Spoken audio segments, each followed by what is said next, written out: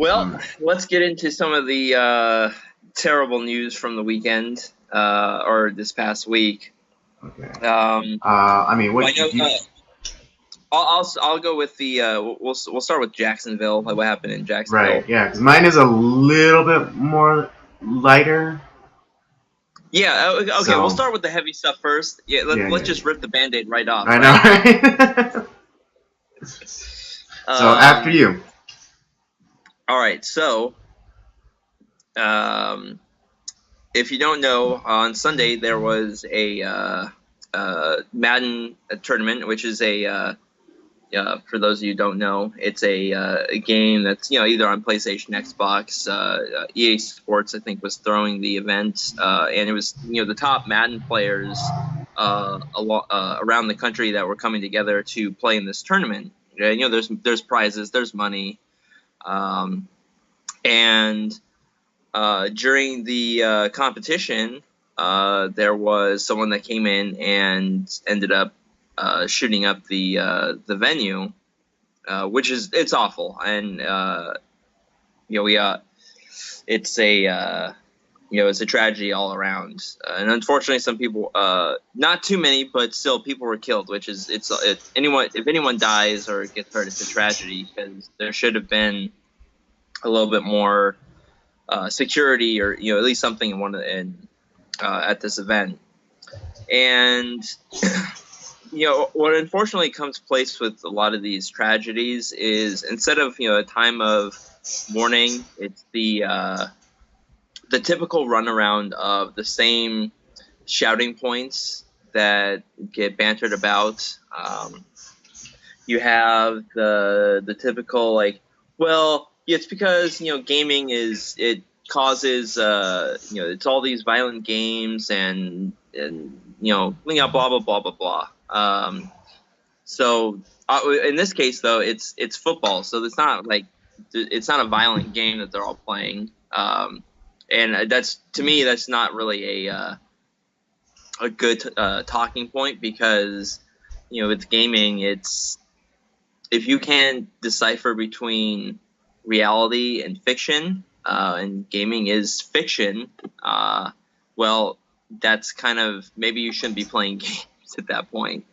Uh, so there was all those talking points, and let's see, you have then it's all the gun control people, and that was the obviously that becomes like the biggest speaking point, and you get a lot of the people on the left saying it's like, well, we have to just we need gun control right now. We need to get rid of the guns. We need to get rid of all this stuff. And yeah, it's so simple. Why don't we just get rid of the guns? That'll solve the problem. And something that that I always argue to that point is like you're always pointing to this like one catalyst or this one point that is going to affect change in your mind, and the reality is that no, it's not one thing. There's a myriad of issues that that are at play, and like many of these, this particular shooter was who was a competitor at this event who lost. Uh, he was on antidepressant drugs, similar to the Parkland shooter, similar to some of the other like really crazy evil people that have done it in the past. They come to find out they're on these antidepressants. There was a lot of other warning signs about them that no one followed up on, or that no one. And to me, I think that's that's a bigger issue than the gun issue, because these type of people, it doesn't matter that. Okay, let's say we ban guns. Well, these people are going to find some other weapon or some other way to enact their evil on the world, and but no one wants to talk about the pharmaceutical aspect, the what's going on with the the type of medication that they're taking. They don't want to take that into account. I haven't heard one story on the mainstream media that talked about how he was on this heavy medication that pretty much cut out any sort of empathy or regard for humanity. I mean, it was that's kind of the unfortunate point. Right. Yeah. No. What was it? I forget whose commentary I watched, but they showed a clip of I don't know if it was the shooter, but they were talking about like he was playing a game, and then he was just the announcer was saying, it's like, oh, look at this guy, he is not here to make friends, he is here to he's and like you see like how focused like this kid playing this video game was, and it's like, oh, he is not. It was Paul Joseph Watson was talking about him today. Oh, well, I don't think I saw his. Okay, well, he shared the same clip of the announcers talking about. Yeah, just like he is not here to. He was the guy, yeah. Okay, yeah. And so, just the way that clearly he was displaying antisocial behavior prior to this incident. I think and just the way that the announcer was talking about him was very almost dismissive of like those kind of things, and you wonder why it was like, oh, we didn't see the signs, you were like, the guy was describing it like point blank, this guy is not here to make friends, he has a laser focus, he's only here to do one thing, he's totally disconnected from other people, and so those are your warning signs.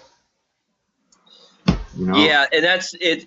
And there's always a little bit of that fine line when competition is involved. Like, there's always a little bit of a fine line. Like, yeah, you want to win, but I think the the difference with this particular person over others is that at the end of the tournament, no matter if I'm just speaking to me, of course, but I think in general this is pretty true, is that even at the end of the competition, unless you've been wronged in some way, win or lose, like, I can still at the end of the day shake hands with my competitors, like, hey, good job, this guy, like, obviously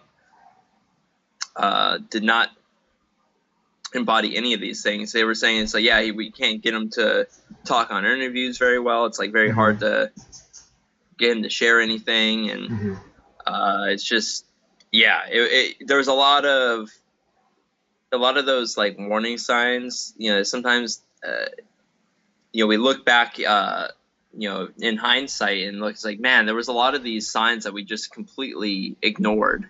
Right.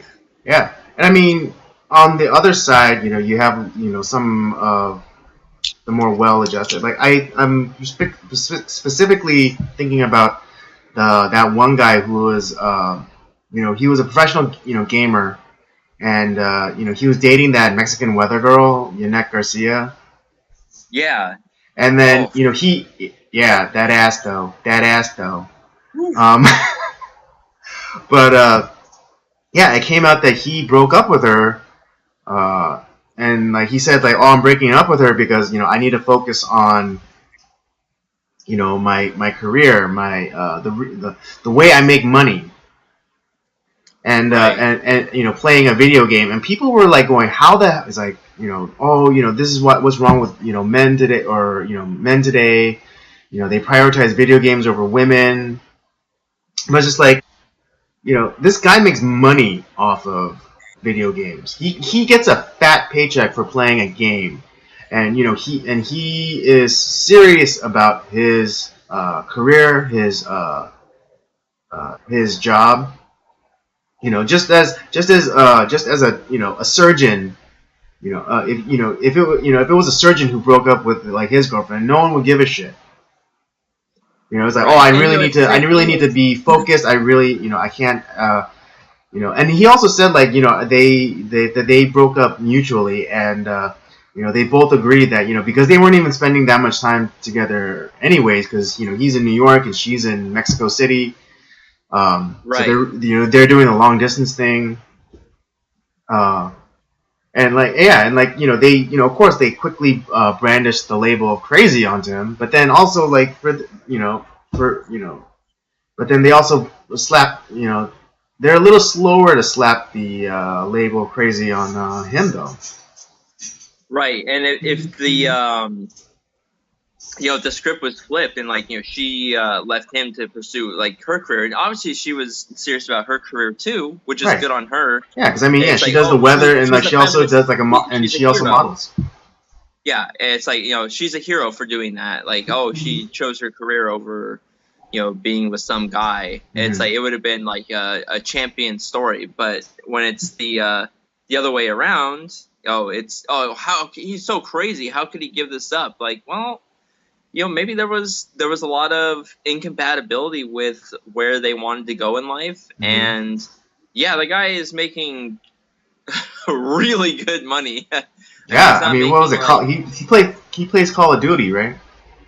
Right, and it's like he's not giving out $10 hand jobs. I mean, he's making at least like 10 times more money than I've Yeah, he's ever like made in a month. I mean, he's easily making 5, maybe even 6 figures. Yeah, I mean, to me, that's in the gaming world. That's the crazy part where these guys they're so good at a particular game that they've invested all this time into one game and have turned it into a career.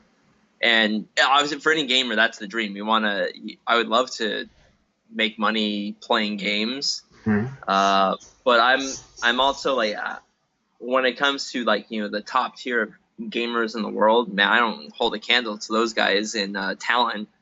But yeah, these guys are the top level gamers are they're making some good money in the esports realm. You have your Call of Duty guys through their like YouTube stuff, their competitions. They're making quite a bit of money. You have the Madden guy. Any of the sports games are big. You have a lot of the like League of Legends or any of those RTS real time strategy games where people are actually like getting injuries. They're this guy, he can make 87 like keyboard movements like within a second or something like that, where they're actually getting like torn like knuckle ligaments or something crazy like that, where they're getting injured. Like, will this team be able to compete now in the field? So it's crazy that people get that good at one game, but that's all they play. Right. But yeah, it's I mean, but do you think it's unrealistic to expect these athletes to be like the old timey like sports stars and be good like in giving interviews and things like that? Well, I think it's also that's tough because you have to I wouldn't say that all in certain cases, most of them are, I think, pretty decent at doing that. It does take practice. It's a lot of sports athletes actually practice how to interview and come off better on camera, because it doesn't come naturally to everybody. Well, then in some cases you get a lot of people like similar to unfortunately like the shooter, where they're not, the social skills aren't necessarily developed very well, and then people are like, oh, well, he doesn't converse very well, he's very into himself, and then they blame games for that. Well, I play games, I'm active, I talk to people regularly.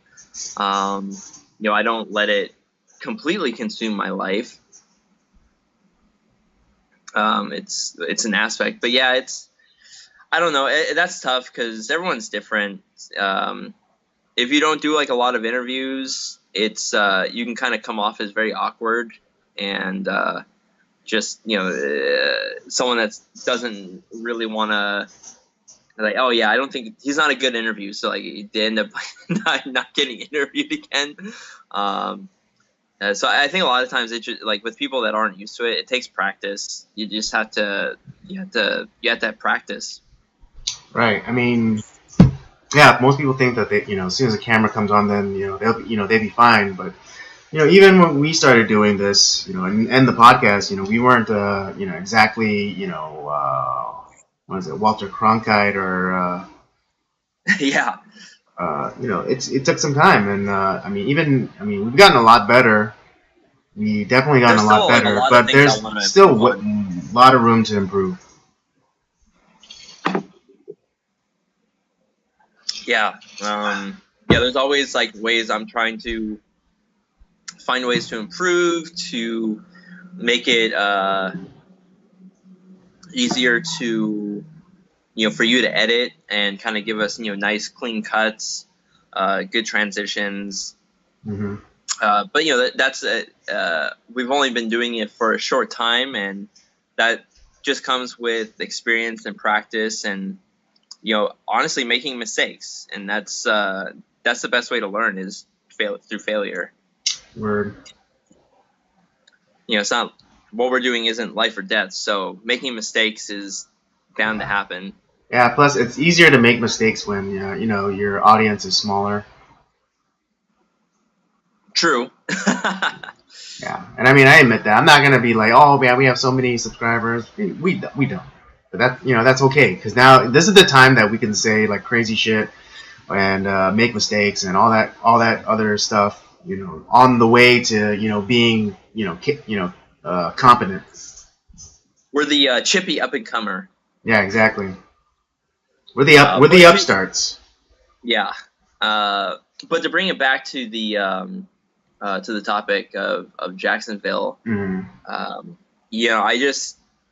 I kind of find it sad that it feels like the same talking points are getting thrown about, and you have the left that instead of it's kind of they give this almost round the clock coverage, at least at first, about how about the shooter, like about kind of giving him attention at all, which it should be the most boring broadcast of all time when it comes to these mass shootings. Yeah, like it's like that guy, I forget what his name is, but yeah, he went around and told the networks. He told CNN, he told MSNBC, he told Fox. It's like, keep it local, and if you are to talk about it nationally, make it as boring as possible. Don't include a name. Don't sensationalize it. Don't include like the death toll. Yeah, don't include the shoot, like the killer's name. Just make it as uninteresting as possible. Yeah, and obviously we're talking about it, but I don't want to. I'm not trying to give the shooter any sort of glory or anything like that. It's more of the the backlash from the different more like the predictable reaction that like media and activists are having surrounding this incident. Right. There was I think one of the most horrific things that happened, and I think it was after this shooting, is there was people that immediately came out against the NRA, and it's like, I think it's all Dana Lash's fault, and what if we need to kill her kids and make her feel some pain, and it's like, wow. And people shared like the the people that were talking about that on Twitter to like doesn't this violate your terms of service that you claim? Silence. No blocking, no suspension, no nothing. Oh yeah. It's like when people openly calling to kill another person's children, that's really disgusting. Oh, absolutely. Of course. And this is what happens. Like it's hands down, it's always going to be the same few things. oh, it's the game, it's the games are evil, like they're causing people to be violent, all that stuff. Horseshit. It's the NRA's fault. Also horseshit. It's and blah blah blah blah blah. And no and or it's always the we just need to we need to have this one thing that changes, and that's gonna make the world a better place. Well, that's bullshit too, because it's not a one issue problem. Everyone always thinks it's always going to be one thing. If we change this one thing, it's going to be lollipops and rainbows and puppy dogs. It's and Right. the reality Yeah. is that And also, it's not. right, and also they keep blaming the NRA as if like the NRA is going and finding like these lunatics and like shoving rifles into their hands, when that's not the case. The NRA exists solely to ensure that the Second Amendment is protected and defended, and also if how they could if the left really wanted to go after the NRA, find one shooter. Find one shooter who was a member of the NRA. Yeah, that's all they would have to do. Like, find one shooter who was an actual card-carrying member of the NRA. You're not going to find them. You're not going to find it. I mean, yeah. So far there has all the shooters that been in the news lately. They either didn't have a political affiliation or they all lean left. Yeah, and as soon as they find out that when these particular shootings or shooters don't fit the narrative that they want to spread, no news coverage whatsoever. Right, that's exactly what happened with the Willow Springs shooting in Texas. Because this crazy guy who definitely shouldn't have had a rifle, shot up it's the most is it worse? Was it worse than Pulse in Orlando? I think it was. I think so. Yeah. Right, but anyways, this guy who shot up a church full of people and children. How did he end up getting stopped? It's like, oh yeah, a good guy with a gun. Yeah, and also who was also a certified NRA instructor who taught safety and shooting techniques. Zero coverage. It went they stopped talking about it as soon as that came out. Like the hero of Willow Springs was an NRA certified instructor. And it's crazy because you had and then even on like social media and stuff, you had people on the left sharing almost applauding and celebrating that. Oh, good. Celebrating people getting shot up at church, which is really horrific.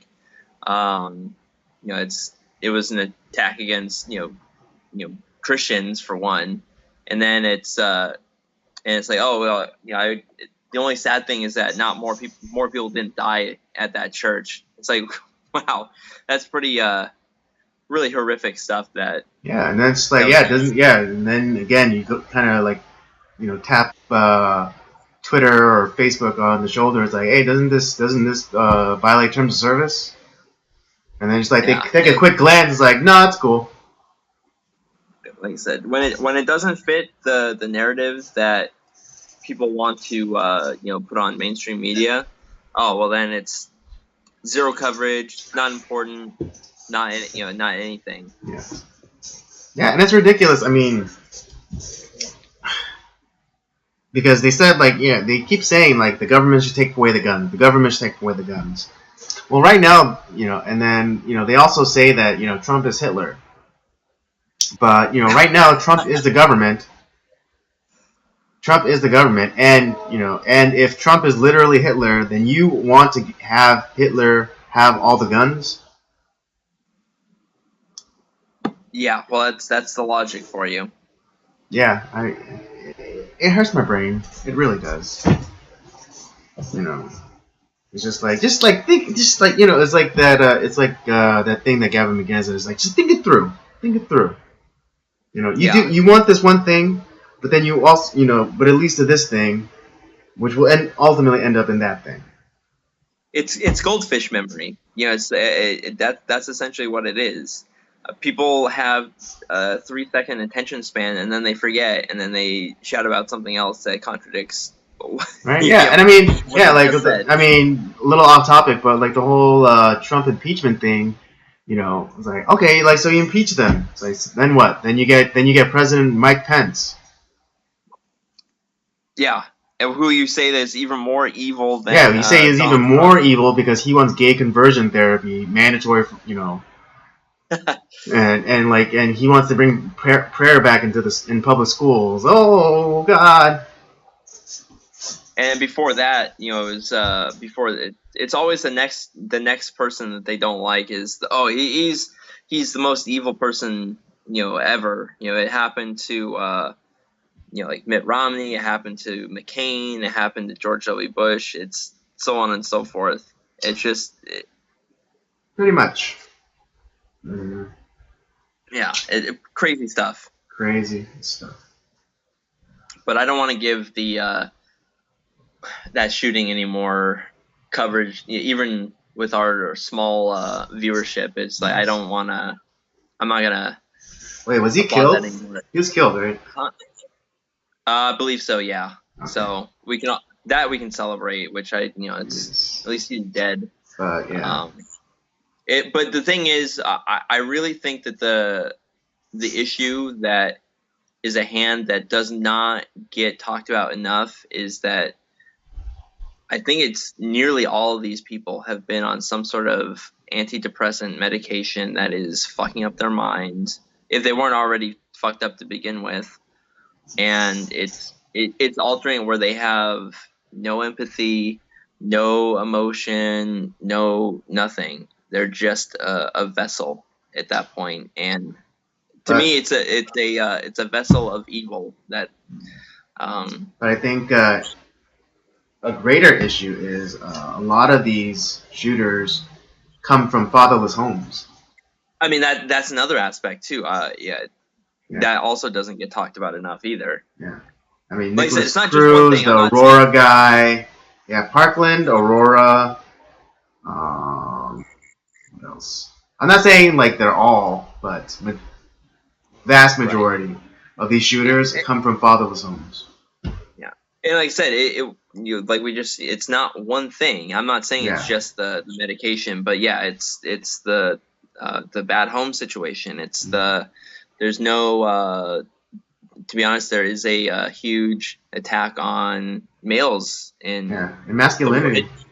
Masculinity in general, and so there's a lot of people that are left without direction, guidance, and essentially you have a whole half of the world that ends up being forced to almost hate themselves, and that messes with your mind after a while. There's no purpose, there's no direction, there's and so it's the left claims there's all this toxic masculinity. Well, they're creating that toxic masculinity by destroying manhood.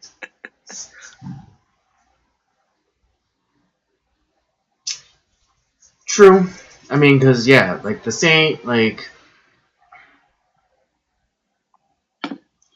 what is it? The same reckless behavior men exhibit is also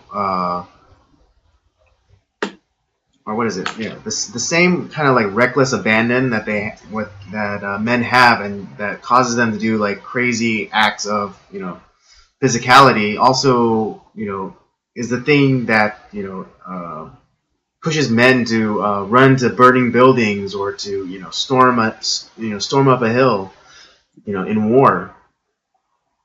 Yeah. So I mean, I don't think to demonize men or something like inherently male behavior is such a good thing. It's not.